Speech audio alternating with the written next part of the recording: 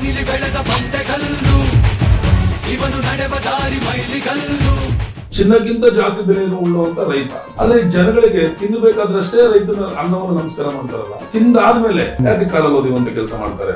ಒಂದು ಅಗಳು ತಾನು ವ್ಯರ್ಥ ಮಾಡದೆ ಬಾನಿನೆತ್ತರ ಫಲವ ಕೊಟ್ಟನು. ಈ ದೇಶದ ಮೊಟ್ಟ ಮೊದಲನೇ ಪ್ರಜೆ ಯಾರು ಇದ್ರೆ ಅದು ರೈತನೇ. ಅನ್ನನ ದ್ಯಾವ್ರು ಅಂತಾರೆ, ಅಂತ ದ್ಯಾವ್ರನ್ನೇ ಸೃಷ್ಟಿ ಮಾಡೋನು ರೈತ ಮಾತ್ರನೇ. ಯಾಕೆ ರೈತ ಕಷ್ಟಪಟ್ಟು ಬೆಳೆದು ಅನ್ನ ಕೊಡ್ತಾರೆ ಅನ್ನೋದಕ್ಕೆ ಮಾನ್ಯತೆನೇ ಇಲ್ವಾ? ಅಷ್ಟು ಕಷ್ಟಪಟ್ಟು ಬೆಳೆ ಬೆಳೆದು ಕೊಡ್ತಾರೆ, ನೀವು ಅವ್ನಿಗೆ ಏನ್ ಗೌರವ ಕೊಡ್ತಾ ಇದ್ದೀರಿ?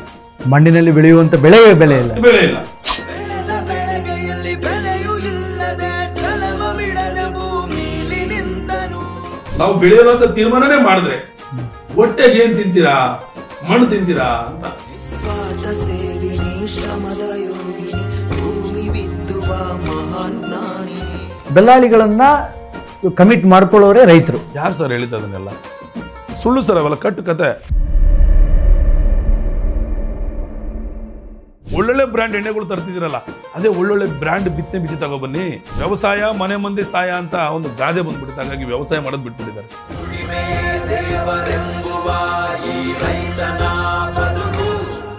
ಫಸ್ಟ್ ನೀವು ಜಾತಿಗೆ ಓಟ್ ಹಾಕೋದ್ ಬಿಡಿ, ಪಕ್ಷಕ್ಕೆ ಓಟ್ ಹಾಕೋದ್ ಬಿಡಿ, ಅಣ್ಣ ತಮ್ಮನಿಗೆ ಓಟ್ ಹಾಕೋದ್ ಬಿಡಿ. ನಿಮಗೋಸ್ಕರ, ನಿಮ್ಮ ಮಕ್ಕಳಿಗೋಸ್ಕರ, ನಿಮ್ಮ ನೀರಿಗೋಸ್ಕರ, ನಿಮ್ಮ ನೆಲಕ್ಕೋಸ್ಕರ, ನಿಮ್ಮ ಜಲಕ್ಕೋಸ್ಕರ, ನಿಮ್ಮ ಮನೆಗೋಸ್ಕರ, ನಿಮ್ಮ ಕರೆಂಟಿಗೋಸ್ಕರ, ನಿಮ್ಮನೆ ರೋಡಿಗೋಸ್ಕರ ಓಟ್ ಹಾಕಿ. ಹಸಿರ ಜನಕ್ಕೆ ಇವನು ಅನ್ನದಾತ, ಹಸಿರ ಉಸಿರು ಎಂದು ಹೇಳಿದಾತ. ಒಡಲನ್ನ ನೀವು ಹೆಗಲ ಮೇಲೆ ಹಾಕೊಂಡು ಮತ್ತೆ ಬಿಸಾಕ್ತೀರಂದ್ರೆ ನಿಮ್ಮ ತಾಯಿನ ನೀವು ಒದಿತಿದ್ದೀರಿ ಅಷ್ಟೇ.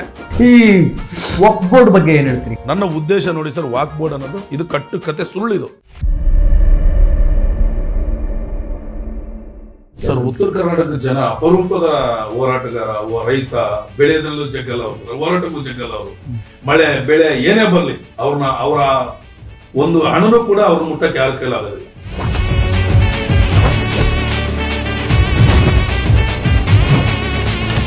ಬೆಳೆನೇ ಬೆಳೆಯಕ್ಕಾಗದ ಜಾಗದಲ್ಲಿ ಚಿನ್ನ ಬೆಳೀತಾರೆ ಅವ್ರು. ಅವ್ರಿಗೆ ನಾವು ಓದ್ಸಕ್ ಬರೋದಿಲ್ಲ ಬಿಡಿ ಸರ್, ಯಾಕಂದ್ರೆ ನಾವೆಲ್ಲ ಸಣ್ಣ ಪುಟ್ಟ ರೈತರು, ನಾವೆಲ್ಲ ಕಡಿಕೆ.